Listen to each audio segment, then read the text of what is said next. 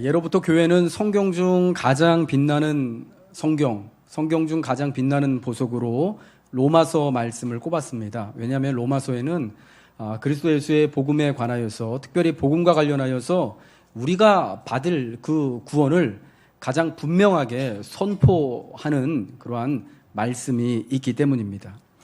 이 로마서 중 가장 또한 빛나는 보석이요, 오늘 우리가 같이 보게 될 로마서 8장의 말씀입니다. 로마서 8장은 그리스도 예수 안에 있는 생명의 성령의 법인 성령에 대해서 말씀합니다. 예수의 영인 성령이 이제 믿는 우리 모두에게 있어서 우리로 하여금 더 이상은 정죄함도 없고, 또 이제 정말 하나님의 그 모든 선하신 것에 따라 순종할 수 있는 자격과 능력을 주시고, 우리로 하여금 거룩한 하나님의 자녀로서 권세 있게 살아갈 수 있도록 하는 그러한 은혜를 주신다라고 말씀하고 있습니다. 특별히 오늘 로마서 8장 1절 말씀에 복음의 가장 위대한 진리, 성경에서 가장 중요한 말씀이 나옵니다. 그 말씀 뭐냐? 그러므로 그리스도 예수 안에 있는 자에게는 결코 정죄함이 없다라는 선언입니다. 이 결코 정죄함이 없다라는 이 귀한 선언인 거죠. 정죄함이 없나니라는 말씀은 법률적인 용어로요, 갚아야 할 빚이 없다거나 받아야 할 형벌이 없는 상태를 의미합니다. 정죄함이 없다라는 것은 더 이상 죄와 사망이 그 권세를 믿는 우리에게 부리지 못한다라는 것입니다. 율법의 요구가 완전히 이루어졌다라는 것입니다. 율법은 정죄하는 역할을 하는데 그 율법의 요구가 완전히 그리스도 예수로 말미암아, 예수의 십자가로 말미암아 완전히 이루어졌고, 이제 예수 그리스도를 구주로 믿는 모든 사람들, 선포하는 모든 사람들에게 이제 더 이상 그러므로 율법이 원하는, 율법이 정죄하는 정죄함이 없음이 선포되어지는 것입니다. 정죄함이 없다라는 이 사건은요, 우리에 의해서 그렇게 된 것이 아닙니다. 우리가 더 이상 죄를 짓지 않기 때문에, 죄를 지을 능력이 우리 안에 있기 때문이 아니라 그리스도 예수 안에 있기 때문에, 예수께서 하신 율법을 이루신, 율법의 요구를 모두 이루신 것과 예수님이 온전히 하나님께 순종하여서 예수님이 죄와 사망의 권세를 완전히 십자가로 깨뜨리시고 이기셨기 때문에, 예수님의 은혜로, 예수님의 믿음으로, 예수님의 역사로 내가 이제는 정죄함을 받지 않는다라는 것입니다. 더 이상 죄를 짓지 않는 정죄함이 아니라, 사실은 주님이 내가 죄인임에도 불구하고 여전히 오호라 나는 곤고한 사람입니다 라고 또 외칠 수밖에 없는 상황임에도 불구하고 더 이상 죄인이 아닌, 죄를 정하지 않는, 오히려 하나님의 사랑받는 자녀로서 우리를 불러주시겠다라는 것입니다. 우리의 모든 지은 죄값이, 이전에 지은 죄값뿐만 아니라 앞으로 있을 또한 모든 죄와 불의와 허물에 관한 모든 것들이 예수님의 십자가 안에서 완벽하게 다 지불이 되었기 때문에 우리에게는 이제 그리스도 예수 안에서 결코 정죄함이 없는 은혜를 누리게 되었다라는 것입니다. 야구에는요, 폭투라고 하는 것이 있어요. 혹시 여러분 야구를 좋아하시는지 모르겠는데, 저는 야구를 좋아해서 자주 보거든요. 아이들하고 가끔 저희 잠실 야구장에 나가기도 합니다. 그런데 폭투라는 게 있어요. 투수가 공을 던지는데 잘못 던지는 걸 폭투라 그래요. 영어로 와일드 피치라 그러는데, 우리나라 말로 이제 번역을 하면은, 순 우리말로 번역하면은 좀 거친 투구, 공을 거칠게 던진다, 뭐 이런 뜻일 거예요. 근데 이게 공을 하나 그냥 던지고 못 잡는 그런 게 아니라요. 최근에 이제 야구 경기를 보니까 부산을 연고라는 우리나라 모 프로야구팀이 폭투 때문에 9회에 역전패를 당하고 폭투로 낫아웃돼서 경기가 그냥 그렇게 끝나버린 게 2경기가 있더라고요. 제가 보면서 세상에 공 하나가 저렇게 중요한 거구나 싶은 생각이 들더라고요. 그러면서 참 저 투수 어떻게 공을 던졌길래 저렇게 폭투가 되나 싶었는데요. 근데 중요한 게 있더라고요. 여러분, 투수가 던지는 공이요, 너무나 아무리 그 공을 거칠게 던지더라도요, 포수가 그 공을요 온몸으로 다 막아내면은요, 그건 더 이상 폭투, 와일드 피치가 아니에요. 정상적으로 투구한 거가 되는 거더라고요.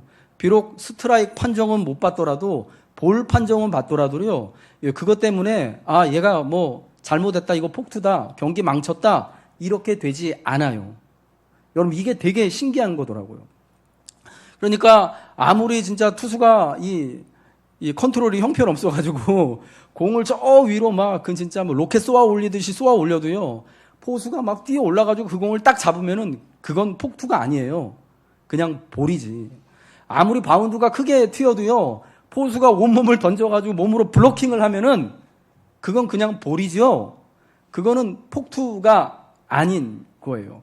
저는 이 폭투 나는 그 시합을 보면서요, 그런 생각이 들었어요. 마치 우리가 하나님 앞에서 진짜 컨트롤이 하나도 안 된, 사실은 저 운동장에 올라가가지고 많은 관중 앞에서 공을 뿌릴 만큼의 자격이 안 된, 실력이 안 되는 야구 선수, 투수일지도 모르는데, 내가 아무리 개떡같이 던져도, 아무리 막 바운드를 크게 튀고, 저 오른쪽으로 왼쪽으로 막 저 위로 막 쏘아 올려도, 예수님이 좋은 포수가 되어 주셔서 내가 던지는 걸 다 받아주시는구나. 그러면 여러분, 그게 폭투가 아닌 거잖아요. 이게 여러분, 정죄함이 없나니라는 말씀이 그런 것 같아요. 우리는 여전히 예수 그리스도를 믿는 이후에도요, 마치 그 야생마 같은 투수가, 실력은 하나도 없는 투수가 공을 막 긴장해가지고 있는 힘껏 던졌더니 막 공이 막 여기저기로 튀는 그런 진짜 실력 없는 유현진 같은 선수 아니고 진짜 못 던지는 그런 투수일지도 모르지만, 예수님께서 그러한 우리의 성정을요, 우리의 그러한 와일드 피치를 온몸으로 다 받아주시는 거예요. 아니, 이미 십자가로 이미 다 받아내셔서, 이거는 더 이상 폭투가 아니야 라고 선언해 주시는 거예요. 여러분, 이게 정죄함이 없다라는 거하고 저는 유사하다고 생각하는 거예요. 여전히 우리는 죄를 짓고요, 여전히 그 죄 가운데 오라 나는 곤고한 사람이다. 내 마음속에 로마서 7장에서 말씀하는 것처럼 선을 행하고자 하는 원함이 있지만, 그러나 원하고자 하는 선을 행하지 못하고 도리어 원치 않는 바 악을 행하는 일이, 잘못한 것, 실패하는 일이 있고 낙심하는 일이 종종 있더라고 하더라도, 하나님이여 그것을 율법에 의해서 죄로 정하지 않으시고, 이거는 더 이상 폭투가 아니야 라고 말하는 것처럼, 우리 하나님께서요, 우리를 그냥 다 받아주신다라는 거예요. 더 이상 죄로 정하지 않으시고, 오히려 이제는 우리를 하나님의 그 넘치는 그 긍휼과 위로하심으로 위로해 주시고 격려해 주시는 하나님이시다라는 것을 말씀해 주고 있다라는 거예요. 그 경기 중에요, 프로야구 경기 중에 투수가 갑자기 컨트롤이 이렇게 막 흔들리고, 잘 던지던 투수가 갑자기요, 막 공이 막 여기저기 튀고 막 긴장을 해요. 특별히 위기 상황에 그렇거든요. 그러면은요, 타임 요청을 하고요, 포수가 투수 마운드로 걸어갑니다. 그러면서 이렇게 막 얘기를 하는 걸 보는데, 뭐 그들이 사적으로 이제 그 자리에서 어떤 얘기를 나누는지는 모르겠지만은, 아무튼 뭐 해설하시는 분들이나 뭐 들려오는 얘기에 의하면은 그냥 격려하는 거예요. 긴장을 풀어주는 거예요. 지금까지 잘하고 있어. 소신껏 던져. 내가 폭투 안 나게 내가 다 막아줄게. 뭐 이런 얘기 하면서요, 이 긴장을 풀어주는 거예요. 한복판으로 던지더라도 타자가 다치는 거 아니다. 치더라도 다 안타되는 거 아니니까 나만 믿고 마음 편하게 던져라. 여러분, 이런 얘기를 한다고 해요. 근데 어떤 투수가요, 너무나 정말 실력이 형편없어가지고 막 여기저기 막 공을 막, 스트라이크도 아니고 막 볼을 여기저기 뿌려대고 막 폭투 나게 막 던지고 그러는데, 여러분, 그 볼을 받는 포수가 되게 고생스럽잖아요. 그래서 어쩔 때는 그 진짜 말도 안 되는 공을 받다가 맞기도 하고 까지고, 얼마나 참 힘들고 어렵겠어요. 쭈그리고 앉아가지고. 여러분, 그런데 그 공식 시합 중일 때요, 그 포수가, 저는 그런 거 한 번도 못 봤거든요. 투수한테, 왜 공을 이렇게 던지냐? 너 이래가지고 너 밥 먹고 살겠냐? 너 화내는 걸 한 번도 못 봤어요. 물론 경기가 끝난 다음에 저 라카룸 들어가가지고는 포수가 투수한테 막 욕을 할 수 있을지는 모르겠지만, 그러나 카메라가 돌아가고 시합 중일 때는요, 절대 그러지 않아요. 아무리 개떡같이 공을 던져도 잘하고 있다라고. 우리 조금만 더 신경 쓰자고 하지, 너 이딴 식으로 던져가지고 내가 너무 힘들다, 괴롭다, 이런 얘기 안 한다라는 거예요. 여러분, 이제 예수님을 믿고 난 이후에 예수님이 저와 여러분을 위해서 십자가에서 그 놀라운 구속의 사역을 이루신 이후에는요, 하나님이 마쳐 이렇듯 실력 있는 프로야구 경기에 포수와 같이 우리의 모든 그 폭투와 같은 참 말도 안 되는 짓거리들을요, 행동들을요, 우리 예수님이요, 예수님의 권능으로, 예수님의 은혜로 다 그냥 받아 주시는 거예요. 어떤 진짜 와일드 피치를 하더라도 여러분 주님이 다 받아 주시는 것입니다. 이것이 정죄함이 없나니라는 여러분 그러한 선언의 의미를 쉽게 여러분에게 말씀드리는 것이 되었으면 좋겠습니다. 이것이 우리들이 지금 서 있는 법적인 위치라는 거예요. 정죄함이 없다라는 것. 하나님은 더 이상 우리를 정죄하지 않으십니다.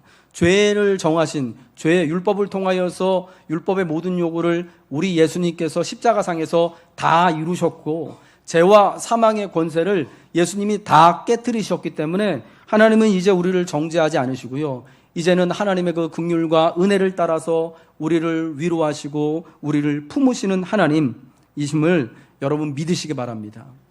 그럼에도 불구하고 믿는 우리들에게 여전히 우리에게 낙심이 있고, 여러분 우리에게 여전히 실패가 있고, 그로 인하여서 끊임없이 정죄의식, 나는 이래서 안 될 거야, 나는 이래서 하나님의 구원으로부터 멀어질 거야, 이런데도 불구하고 정말 내가 얼마나 창피해서 교회에 나올 수 있을까?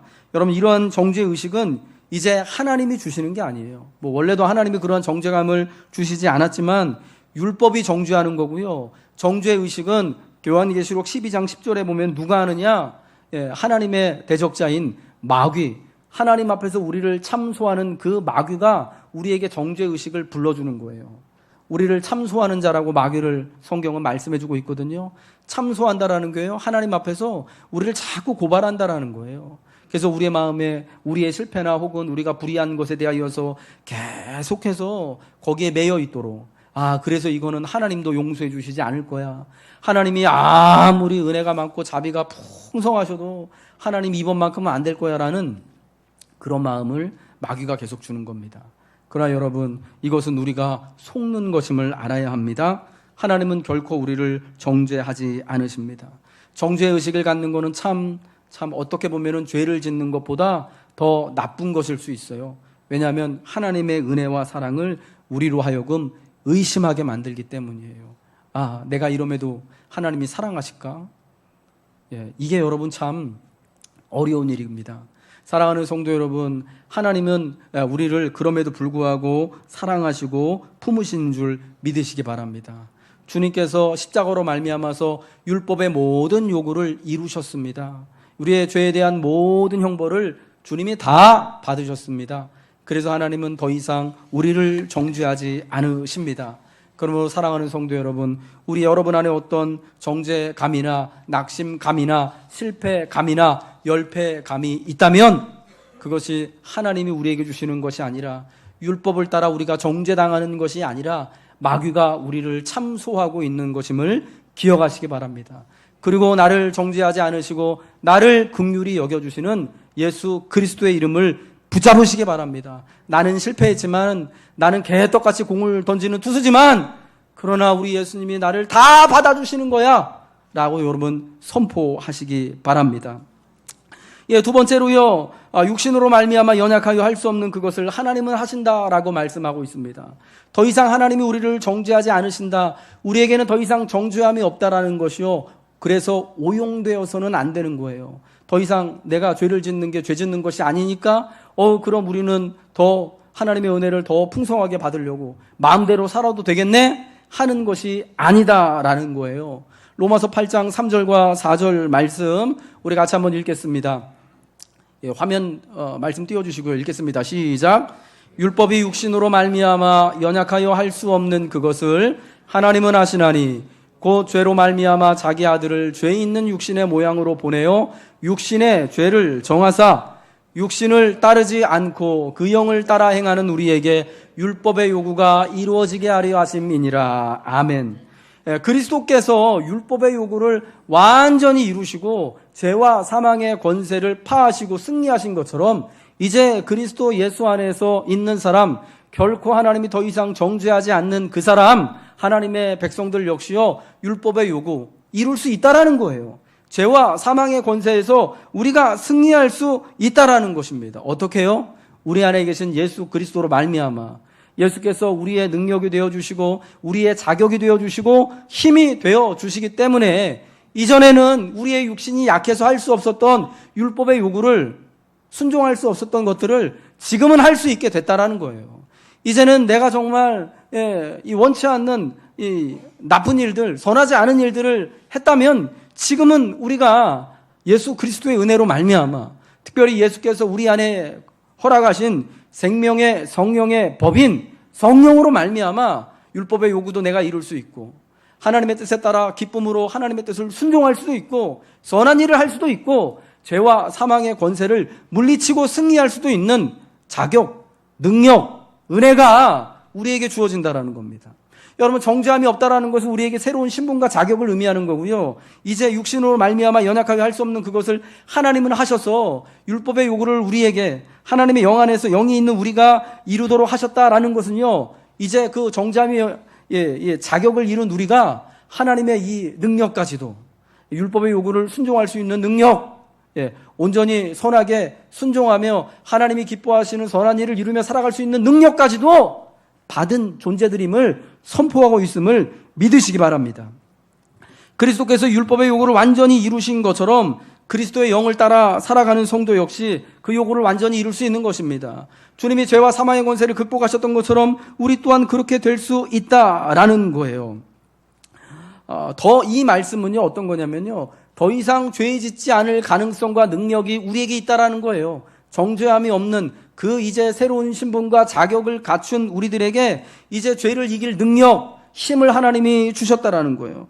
여러분, 이 말씀은요, 더 이상 죄 안 짓고 완전히 죄를 안 짓고 산다라는 그런 말씀은 아닙니다. 여전히 우리는 죄 가운데 죄와 분투하며 주님이 우리를 부르실 그날까지 죄가 이 육신 가운데 거하며 세상과 죄와 더불어 싸우며 살아가고 있습니다. 그 가운데서 우리가 이전에는 늘상 실패했다면, 아무리 죄 짓지 않을 가능성이 0%였다면 지금은 승리할 수 있는 은혜와 자격, 그 능력을 갖게 됐다라는 그 말씀인 거예요. 생명의 성령의 법인 그리스도 예수의 영인 성령께서 우리 안에서 역사하는 우리 육신이 됐기 때문에 우리 마음에 성령이 계시고 우리가 그런 성령을 모시고 있는 하나님의 전인 성령을 모시고 있는 하나님의 전이 되고 하나님이 함께 하시는 육신이 됐기 때문에 여러분, 우리는 순종할 수 있게 되었다라는 거예요. 힘을 얻어서 정말 이 세상의 모든 그 권세를, 그 강한 권세, 이전까지 우리를 억압했던 그 모든 것들을 물리치고 하나님의 백성답게 살아갈 수 있는 자격과 은혜를 얻게 된 거예요.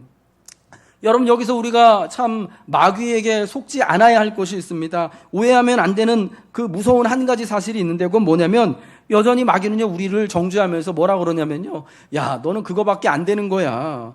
너 그렇게 죄를 지을 수밖에 없는 거야. 아무리 노력해봐라. 너 좋은 투수 안 돼. 라고 마치 공은 빠르게 던지지만은 똑바로는 못 던지는 그 투수한테, 야, 너는 공만 빠르지. 너는 진짜 10년이 가도 20년이 가도 안 되겠다. 그래가지고 밥이나 먹고 살겠냐? 라고 이제 누군가가 말하는 것처럼 죄송합니다. 제가 가끔 저기 TV 그 야구 중계 보다 보면은 진짜 막 실력 없는 투수들 나와가지고 공 던지는 거 보면 막 속 터질 때가 있어요. 쟤는 도대체 스트라이크를 못 던져. 그럼 막 승질 나거든요. 죄송합니다. 이게. 여러분, 마귀가 우리한테 그러는 거예요. 너 아무리 백날 해봤자 안 된다. 너 아무리 뭐 10년, 20년 지나도 너 여전히 이거 안 되는 거야. 너 그냥 포기해. 여전히 우리를 죄를 지을 수밖에 없는 연약한 존재, 여전히 하나님의 말씀에 순종할 수 없고 하나님을 기쁘시게 해드릴 수 없는 그런 약한 존재, 에휴, 내가 뭐라고요? 라고 이렇게 생각하게 만든다라는 거예요.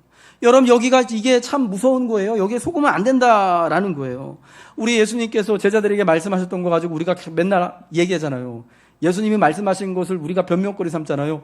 마음은 원이로되 육신이 약합니다. 목사님, 제가 마음은 원하지만 육신이 약해가지고요. 자꾸 그리로 피하려고 그래요. 육신이 약하다고요. 근데 여러분, 우리 육신이 약한가요? 이제 우리 육신은요, 약한 육신이 아니에요. 왜? 그리스도 예수의 성령인 생명의 성령의 법이 어디 계셔요? 우리 마음을 하나님의 전 삼아 주셔서 계시잖아요. 근데 여러분, 이 마음이 어디에 있어요? 우리 육신, 우리 몸에 이 바디에 있잖아요. 그러니까 여러분 우리의 몸은 어떤 거예요? 하나님의 성령이 거하시는 하나님의 전인 거예요. 맞지요? 아멘이시죠? 여러분 옛적에 이스라엘 사람들이 예루살렘에 있는 그 성전을 어떻게 봤습니까? 하나님의 권능이 그곳에서부터 흘러나오는 것, 하나님의 영광이 있는 것, 하나님의 지혜가 충만한 곳, 하나님의 정말 기도가 역사하는 곳으로 봤어요. 예, 그래서 영원히 지지도 않고 영원히 영광스러울 곳으로 그 성전을 봤단 말이에요. 근데 여러분 우리 육신이 예수 그리스도로 말미암아 그런 영광스러운 성전이 됐다라는 거예요. 그러니까 여러분 우리 육신이 약하여서 이전에는 참 율법의 요구를 이루지 못하고 죄를 지었던 그 육신이었지만 그러나 이제 예수님으로 말미암아서 성령께서 하나님의 영이 성경이 거하시는 하나님의 성전이 된 이후에는 우리의 육신이 여러분 거룩한 하나님의 것이 된 거예요. 이 육신에 하나님의 능력과 권능과 하나님의 지혜가 넘쳐나는 거예요. 우리가 예배할 때면 그리스도 예수의 십자가를 붙들고 간구할 때면 예수를 묵상할 때면 이 안에서 여러분 하나님의 능력과 권능과 은혜가 여러분 일어나는 거예요. 예, 함께 역사하게 되는 거예요. 그러므로 여러분 우리는 율법의 요구를요 이제는 당당히 이룰 수 있는 거예요. 아멘이시죠? 하나님의 모든 말씀에 기쁨으로 순종할 수 있는 능력이 있는 거예요. 아멘이시죠? 이런 얘기하면 잘 못하시는 분들, 물론 저도 잘 못해요 완전히. 나는 이렇게 못하는데, 예. 그러나 여러분 우리가 이 사실을 믿고 하나님이 주신 성령을 의지하며 하나님 내게 충분한 자격도 있고 은혜도 있고 이미 힘도 있고 권세도 있고 능력도 있는 줄로 믿습니다. 하나님 순종하게 도와주세요. 하나님 감당하게 도와주세요. 죄와 사망의 권세를 이기게 힘 주세요 하며 나아가면, 그러면서 살아가면 여러분 어느 순간 우리는 여러분 정말 말뿐인 정말 정잠이 없는 그런 의인이 아니라 진짜 하나님의 모든 말씀에 기쁨으로 순종하며 하나님의 선한 일들을 이루며 살아가는 죄와 사망의 권세를 밟으며 승리하는 하나님의 성도, 하나님의 교회가 될 줄로 믿습니다. 여러분 옛적에 출애굽 당시에 이 가나안을 들어가는 것을 앞두고 이스라엘 백성들이요 가나안 땅을 정탐하고 돌아와서 뭐라고 얘기합니까? 진짜 이 땅은 하나님 너무 좋고 아름다운 땅이지만 그곳에 사는 사람들 성읍은 너무 진짜 견고하고 노선벽 같고 거기 사는 사람들은 다 안악자손들, 우리보다 훨씬 키도 크고 강대하고 우리는 그들 보기에 메뚜기 같아서 못 갑니다라고 했다가 진짜 못 들어갔잖아요. 예. 여러분 하나님이 함께 하시는데 왜 그들에게 자격이 없고 능력이 없습니까? 여러분 그 40년 이후에 40년을 광야 생활 방랑하다가 우리가 민수기 말씀 우리가 한 반년 동안 쭉 본 것처럼 나중에 40년 이후에 모압 평지에 이스라엘 백성들이 딱 서 있었을 때 누가 떱니까? 이스라엘 백성들이 아이고 우리가 메뚜기 같아요 하고 떨어요? 아니잖아요. 저 요단강 서편에 있는 가나안 7족속 사람들이 여리고에 살고 있던 그 사람들이 이제 이스라엘 사람들 넘어온다고 그들이 메뚜기처럼 사시나무 떨듯이 떨고 있는 거잖아요. 왜요? 예, 하나님이 함께 하심으로 놀라운 그 자격과 권세와 능력을 그들이 하나님의 백성들이 갖고 있었기 때문인 것입니다. 그런 사랑하는 성도 여러분, 우리는 더 이상 죄를 지을 수밖에 없는 형편없는 육신 안에 있는 자들이 아닙니다. 아멘이시죠? 우리 육신 안에 누가 계시다고요? 하나님의 영인 성령이, 생명의 성령의 법인 성령이, 죄와 사망의 권세에서 우리를 이기게 하시는 그 성령이 우리와 함께 하셔서 정말 우리를 권세 있게 하시고 하나님의 모든 말씀에 순종할 수 있는 은혜와 힘을 더하여 주실 줄로 믿습니다. 그 성령께서 이 땅을 우리가 권세 있게 승리하며 살아갈 수 있도록 지혜도 주실 줄로 믿습니다. 길도 하나님이 열어주실 줄도 믿는다라는 것입니다. 여러분 그러므로 우리는 이제 하나님을 기쁘시게 하는 삶을 살아갈 수 있는 것입니다. 여러분 그러나 우리가 모든 것을 다 완전하게 다 완벽하게 순종하며 산다라는 것은 아니죠. 예. 그러나 하나님께서 은혜 주시는 그 은혜 가운데서 성령의 인도하심을 받아 따라가면서 늘 우리 그리스도의 십자가를 묵상하며 우리를 온전케 하여 주시는 예수님을 히브리서 기자와 같이 바라볼 때마다 주께서 도와주시기를 간구할 때마다 우리는 죄와 사망의 권세를 이기며 승리하며 또 이 땅에서 우리의 삶을 온전하게 살아갈 수 있는 능력 있는 삶을 살게 된다는 겁니다.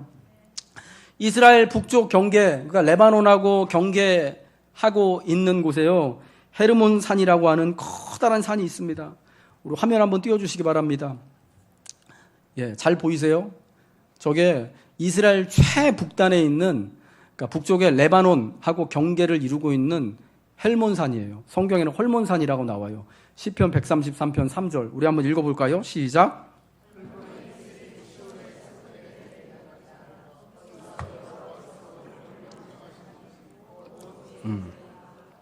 이스라엘 사람들은요, 저 레바논 제일 그 북쪽 경계에 있는 저 헐몬산을, 헤르몬산을요, 하나님이 자신들을 축복해 주시는 축복으로 여겼어요.